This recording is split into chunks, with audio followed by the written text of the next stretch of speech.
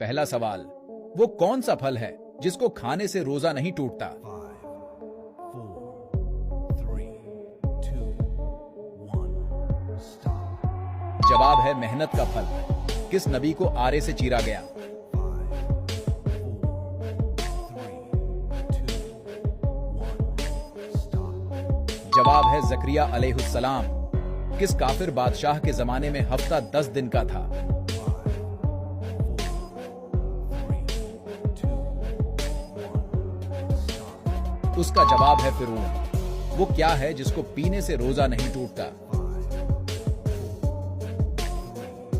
3, 2, 1, stop. जवाब है गुस्सा।